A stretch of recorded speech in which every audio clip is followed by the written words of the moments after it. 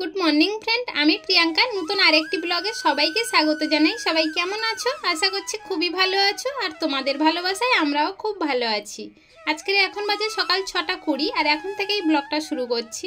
আজকের দিনটা ছিল বৃহস্পতিবার, তাই সকাল সকাল সব বাসি কাজ সেরে স্নান করে ঠাকুর ঘরে চলে এসেছি। আর বৃহস্পতিবারে তো তোমরা জানো আমার লক্ষ্মীর ঘট পাল্টাতে হয়, তাই নতুন করে ঘট পাল্টিয়ে সুন্দর করে পুজো দিয়ে গোপাল সোনাকেও একবারে স্নান করিয়ে ভোগ লাগিয়ে দিয়েছি। আর এখন যাব রান্না করতে, এছাড়া তো আর এখন এই সময়টায় কোনো কাজ নেই। আর দেখো আমি স্নান করেছি কত সময় হচ্ছে, তাই দেখো আমি ভিজে গিয়েছি ঘেমে, মানে এত প্রচণ্ড পরিমাণে আজকে গরম পড়েছে যে সহ্য করার মতো নয়। তবুও তো কাজ করতে হবে, সংসারের কাজ ফেলে রাখলে তো চলবে না, কেউ তো করে দেবে না, তাই না? আর ঘরে যে গ্যাসে রান্না করব, ঘরের মধ্যে আরও বিভৎস গরম, ঘরের মধ্যে থাকা যাচ্ছে না। এর থেকে বাইরে রান্না করাই ভালো, মাঝে মাঝে একটু একটু হাওয়া দিচ্ছে আর গায়ে লাগলে ভালোই লাগছে। চলো রান্নাটা বসিয়ে দিই, আবার তৃষ্ণার বাবা কাজে যাবে, টাইম মতো ভাত তো দিতে হবে। আর কি রান্না করব সেটাও অবশ্যই তোমাদেরকে দেখাবো। চলো তাহলে। এদিকে এসে আমি ভাত বসিয়ে দিয়েছি আর ভাতটাও ফুটে গিয়েছে। আর আজকের বৃহস্পতিবার, তাই নিরামিষ রান্না হবে, সেজন্য কুমড়ো আলু কেটেছি আর এদিকে সয়াবিনও ভিজিয়েছি, মানে কুমড়ো আলু দিয়ে সয়াবিন দিয়ে রান্না করব। আর উচ্ছে আর আলু এখনও কাটিনি, উচ্ছে আলু ভাজা করব। আর সিলে মশলা করে এনেছি দেখেছো, একটু আদা বাটা আর সামান্য একটু জিরে বাটা। দুটো বেগুন পড়েছিল, সেই দুটো বেগুন কেটে নিয়েছি, তৃষ্ণার জন্য ভেজে দেব। আর এদিকে তৃষ্ণার গানের আন্টি এসেছে, তাই ওদিকে রান্না হচ্ছে, আমি এদিকে এসে একটু ম্যাঙ্গো গুলে দিচ্ছি। চলো আজকের তৃষ্ণা আন্টির সঙ্গে কেমন গান করে সেটা শুনে নেব।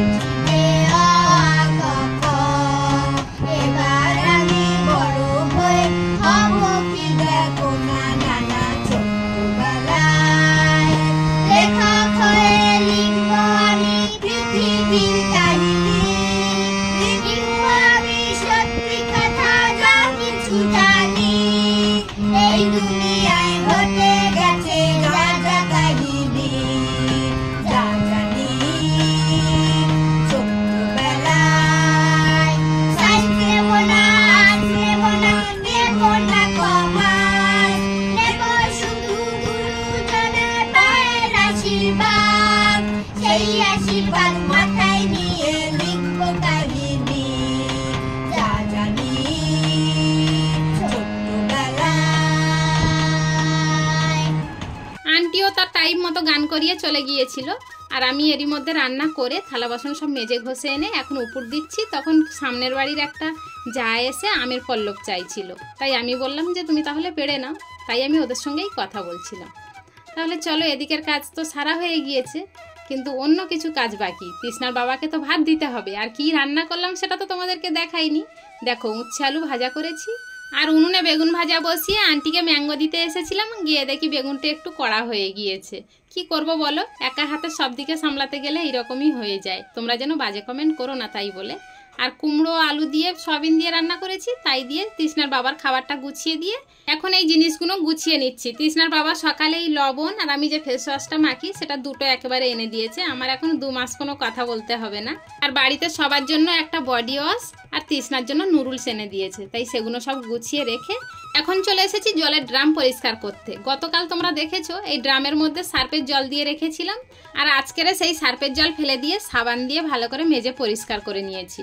কিন্তু ভিতরে তো হাত দিতে পারিনি, একটা লাঠি দিয়ে আর একটা কাপড় দিয়ে ভালো করে পরিষ্কার করেছি। কিন্তু যতই পরিষ্কার করি না কেন, দিন কয়েকের তেলের গন্ধটা ভিতর থেকে যাবে না, তাই এখন জল আনতে হবে, সঙ্গে সঙ্গে ঢেলে নিতে হবে, না হলে গন্ধেতে খাওয়া যাবে না, জল প্রচণ্ড গন্ধ হয়ে যাবে। আর হয়তো এখন এই জল খাওয়ার কাজে ব্যবহার করা যাবে না, রান্নাই করতে হবে। তবে দিন কয়েক এইভাবে ব্যবহার করতে করতে গন্ধটা ঠিক একসময় চলে যাবে। যাই হোক, এগুলো তো পরিষ্কার করা হয়ে গিয়েছে, ভালো জল দিয়ে ওর খোলটাও সুন্দর করে পরিষ্কার করে নিয়েছি। এবারে গিয়ে উপর দিয়ে দেবো, কিন্তু তার আগে এই বড় গামলাটা রয়েছে, এটাতেও তেল চিট মতো হয়েছে। তৃষ্ণা তো স্নান করে আর ওর মাথায় তেল দেয়, তাই প্রতিদিনের গামলা প্রতিদিন না মাজলে তেল চিটচিট করে, তাই আমি প্রতিদিন মেজে রাখি। প্রতিদিন এই জিনিসপত্রগুলো মেজে ঘষে পরিষ্কার করে না রাখলে কুয়োর জলে সবকিছু হলুদ হয়ে যায়, কেননা কুয়োর জলের প্রচণ্ড পরিমাণে আয়রন তো। তবে যাই হোক, ওদিকে জিনিসপত্র সব পরিষ্কার করে কুয়োর চাতালটা সুন্দর করে পরিষ্কার করে নিয়েছি। এখন তৃষ্ণার স্নানের জল তুলে দিচ্ছি। ও তো স্নানের জল তুলতে পারে না, ছোট মানুষ, আমি তুলতে দিই না, তাই আমি স্নানের জলটা তুলে দিয়েছি। দিয়ে আমি স্নান করে ঠাকুর ঘরে গিয়ে দুপুরে গোপালের ভোগ লাগিয়ে কিছুক্ষণ পরে থালা গ্লাস সব তুলে এনে গোপালের কিছুটা জামা কাপড় ছিল সেগুলো নিয়ে এসে এখন ধুয়ে পরিষ্কার করে নিয়ে যাচ্ছি। আর এখন তো তেমন কোনো কাজ নেই, ঠাকুরের এই জামা কাপড়গুলো শুকাতে দেব, দিয়ে থালা বাসনগুলো সুন্দর করে মুছে রেখে সবাইকে ভাত খেতে দেব। চলো তাহলে আজকের ব্লগটা এখানেই শেষ করছি। দেখা হচ্ছে নতুন আরেকটি দিনে নতুন একটি ব্লগের সাথে। ততক্ষণ পর্যন্ত সবাই ভালো থেকো, সুস্থ থেকো আর অলওয়েজ হ্যাপি থেকো, আমায় মনে রেখো। আর হ্যাঁ, আমার ব্লগটা কেমন হলো অবশ্যই কমেন্টে জানাতে ভুলো না কিন্তু। টাটা।